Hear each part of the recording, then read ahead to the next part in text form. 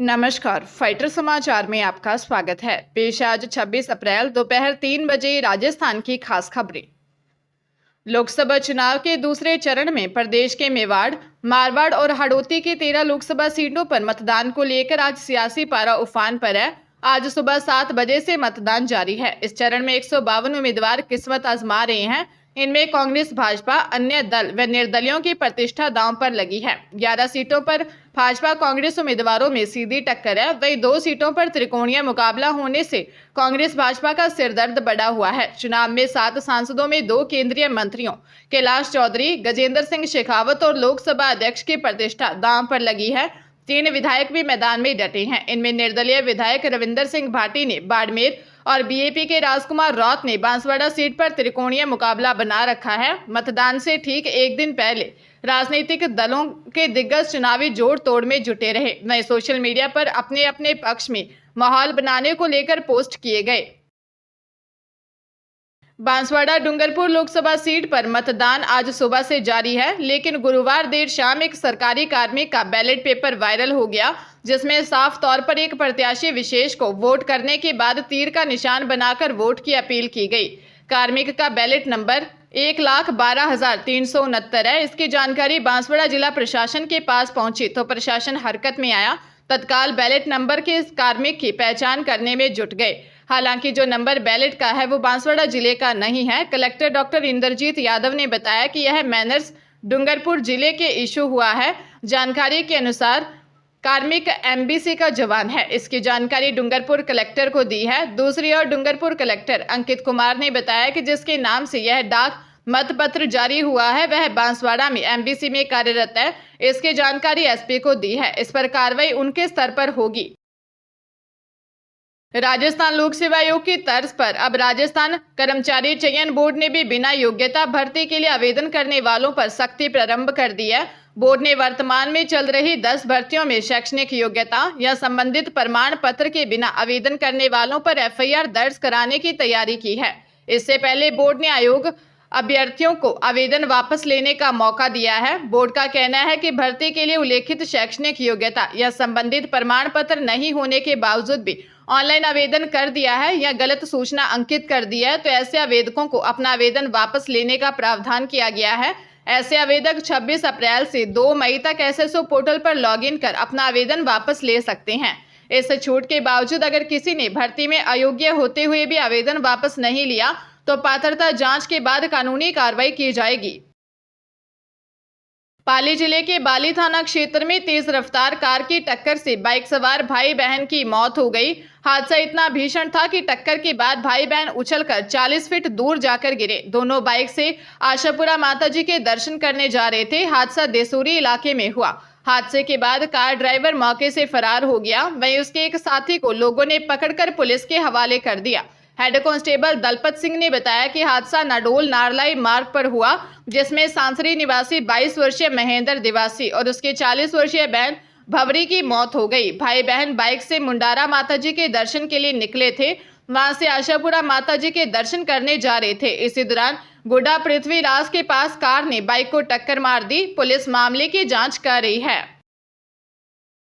कोटा जिले में नाबालिग से रेप की कोशिश करने के करीब 3.5 साल पुराने मामले में पोक्सो कोर्ट ने आरोपी सुरेश बैरवा को 10 साल के कारावास की सजा और 55,000 के अर्थदंड से दंडित किया है। आरोपी 8 साल की बच्ची को बहला फुसलाकर अपने साथ ले गया और रेप की कोशिश की थी। चिल्लाने पर बच्ची की हत्या करने की भी कोशिश की। विशेष लोक अभियोजक सुरेश वर्मा ने बताया कि नाबालिग के पिता ने 6 अक्टूबर 2020 मोडक थाने में दी शिकायत में बताया कि 6 अक्टूबर की शाम 4 बजे करीब आरोपी उनके घर आया और 8 साल की बेटी को बहलाकर अपने साथ ले गया और रेप करने की कोशिश की और चिल्लाने पर मौके से भाग गया। बेटी ने रोते हुए घर आकर सारी बात बताई।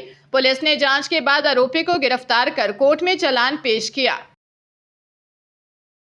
राजधानी जयपुर में बिना सेंटर पर आए कबाड़ वाहनों का पोल्यूशन सर्टिफिकेट जारी करने के मामले में परिवहन विभाग एक्शन मोड में आ गया है। अधिकारियों ने सेंटर पर बिना आए वाहनों की पोल्यूशन सर्टिफिकेट जारी करने वाले 3 पोल्यूशन सेंटरों को निलंबित कर दिया है। बिना आए वाहनों की पीयूसी जारी होने के बाद परिवहन आयुक्त ने प्रदेश में स्थापित 2500 सेंटरों की जांच करके 15 मई तक रिपोर्ट मांगी है। यह आदेश परिवहन आयुक्त डॉक्टर मनीषा अरोड़ा ने जारी किए। सेंटर पर आए बिना वाहन पॉल्यूशन सर्टिफिकेट जारी करने पर चित्तौड़गढ़ में छोटी सादड़ी स्थित पायल पीयूसी सेंटर, चित्तौड़गढ़ में ही प्रतापगढ़ स्थित वीएसएस सेंटर को निलंबित कर दिया है। ये सेंटर अब वाहनों की पॉल्यूशन सर्टिफिकेट जारी नहीं कर सकेंगे।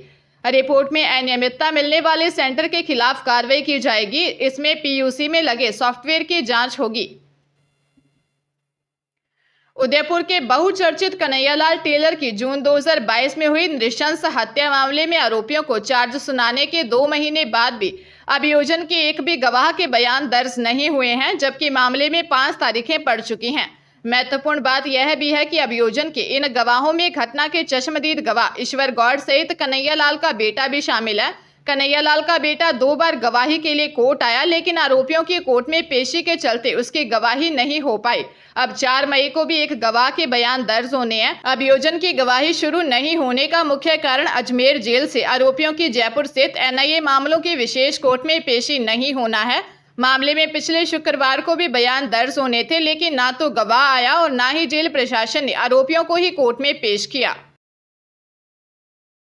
श्रीगंगानगर शहर के गणगौर नगर गली नंबर 3 में धान मंडी की तरफ जाने वाले रास्ते पर एक गेस्ट हाउस में पुलिस ने छापा मारकर मौके से कुछ युवक युवतियों को पकड़ा। पुलिस ने युवकों को उसी समय गिरफ्तार कर कोतवाली थाने पहुंचा दिया, जबकि युवतियों को रात को रेस्ट हाउस में ही रोका गया। मौके पर पहुंचे पुलिस कर्मियों का तर्क था कि रात में युवतियों को थाने नहीं रखा जा सकता।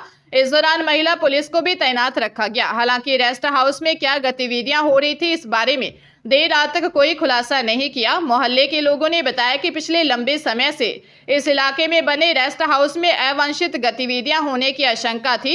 इस पर मोहल्ले के लोगों ने यहां नजर रखी। देर रात कुछ युवक और युवतियां नजर आए तो कोतवाली पुलिस को सूचना दी। सूचना पर विधायक जयदीप बिहानी भी पहुंचे। सीकर जिले के जीणमाता इलाके में डीजल बेचने के नाम पर लाखों रुपए की ठगी का मामला सामने आया। कांटिया गांव में स्थित बालाजी स्टोन क्रैशर के ऑपरेटर रेखा राम ने दी रिपोर्ट में बताया कि 1 जनवरी 2024 को राजू नामक आदमी से उनकी फेसबुक पर दोस्ती हुई। उसने कंज्यूमर पंप के बारे में बताया। उसके साथ एक अन्य शख्स भी था। उन्होंने कहा कि पोरबंदर से स्काई कंपनी का डीजल आता है, जो हम आपको मार्केट से 8 रुपए कम में दिलवाएंगे। 25 जनवरी को रेखा राम की मुलाकात जयपुर में वैशाली नगर इलाके में राजू से हुई। 25 फरवरी को क्रैशर पर 12,000 लीटर डीजल आ गया। राजू ने रेखा राम से डीजल और पेट्रोल पंप की एनओसी के नाम पर करीब 36 लाख रुपए ले लिए, लेकिन डीजल नकली निकला, जिस कारण उनकी सभी मशीनें खराब हो गई, जिन्हें ठीक करवाने में 6 लाख रुपए खर्च हो गए। पुलिस मामले की जांच कर रही है। भरतपुर जिले के कुम्हेर डीग रोड पर एक अज्ञात वाहन की टक्कर से घोड़ी व घुड़सवार की मौत हो गई। कुम्हेर कस्बे के गुदड़ी निवासी 3 नाबालिग बच्चों के पिता भूरा शादी में दुल्हे की निकासी कराने के बाद घोड़ी से अपने घर जा रहा था। इस दौरान अज्ञात वाहन ने टक्कर मार दी, जिस कारण दोनों की मौत हो गई, जिसके कारण 3 बच्चों के सिर से बाप का साया छिन गया। हादसे के चलते घर में मातम छा गया।